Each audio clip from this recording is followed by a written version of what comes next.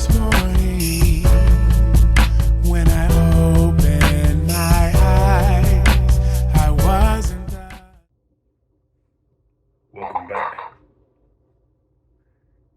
We were glad of you to join us. But it's not like you had any choice in the matter. Oh wait. Hold on. Oh wait. Oh jeez. Wrong universe. Sorry about that. I am absolutely not a universe traveling despot at all. Weird. I don't know where that even came from. That was a joke. I was playing a joke on y'all. Yeah, that's it. Anyways, welcome back to the And It All Ends with Stan Lee podcast.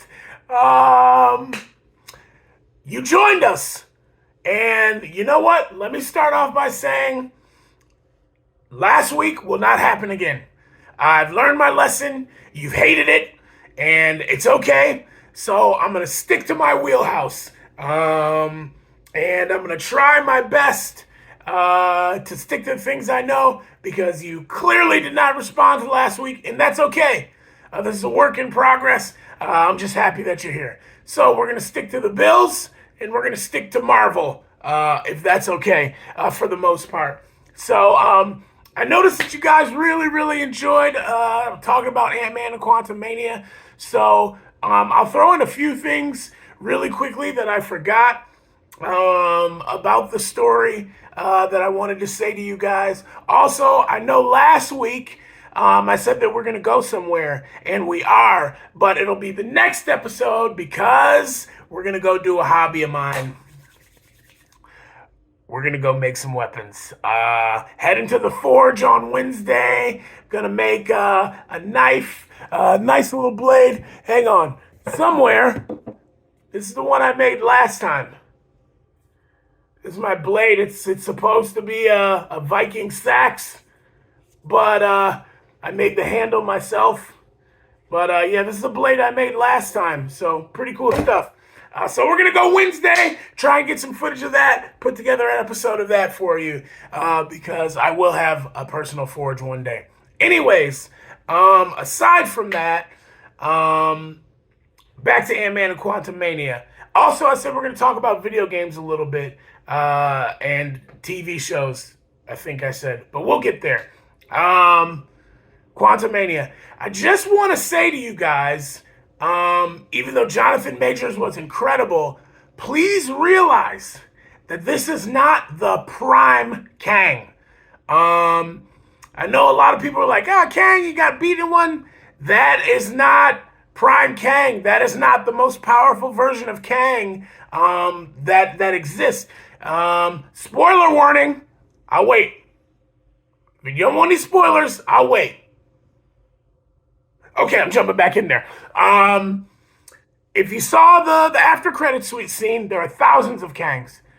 There were three that we saw. We saw Immortus, we saw Ramatut, and then I want to say that third Kang might have been Iron Lad, or there was another one where he got Iron Man armor, and I can't remember the name off the top of my head, and that's horrible. I should have looked that up for you guys. Should have done some research, but we saw those three.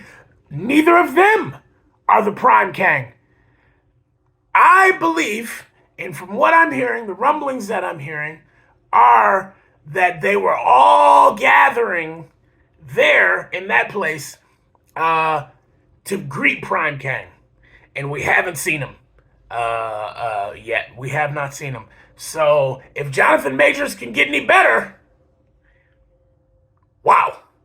But it looks like he is. It looks like he is. So just keep that in mind. Pulling together some other MCU topics for you guys, just from questions that people have been asking me, and I'm going to try and put them all together in a set for you and answer a bunch of your questions all at once. But that is not this episode because we got to talk about The Last of Us. Anybody watching that? Wow. And I did not play the game before I saw the show. And I've been playing the game. I started playing the game since the show came out. And I'm literally playing along as these things are happening on the show. Incredible. Incredible. The game is so good.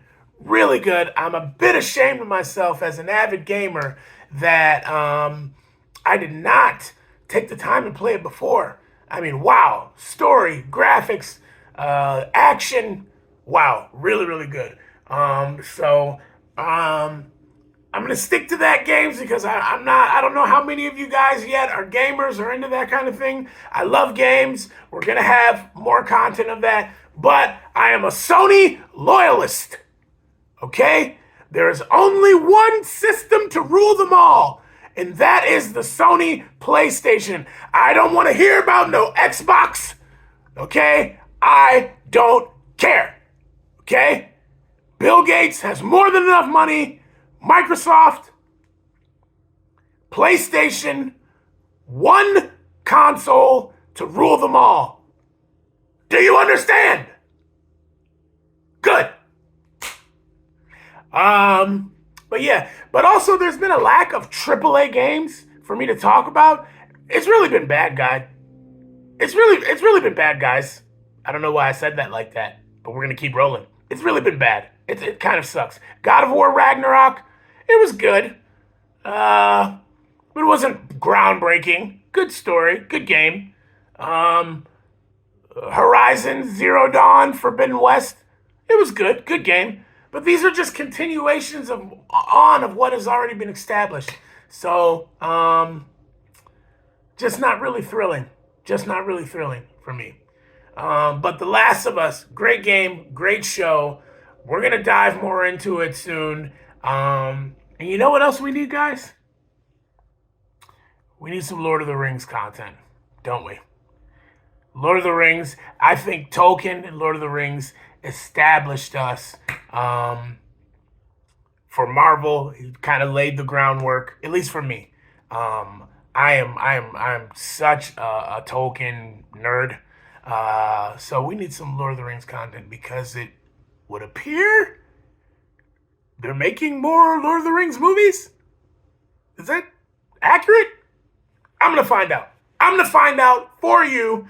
I said this is going to be a shorter episode, but I'm already going over my time. Gosh, I can talk. I got a haircut. Yeah, man, them got the fresh ass, you seen? Yeah, man's them got the fresh ass. Ayas, my youth. Am a good youth, you seen? Never seen a bad man like me before. Right? Them have never seen a bad man like me before. Yeah. 8 minutes. Okay, let's cut that. That's a little Toronto Yardie speak for you. But I look forward to continue this journey with you. You know, delving into the sci-fi fantasy realm of Lord of the Rings and Marvel. Just stick with me because I can show you the world. Shining, shimmering, splendid.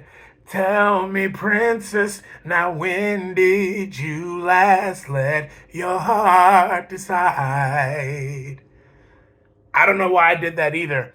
I just had it in my head that for some reason I was gonna sing in this episode. Had to do it.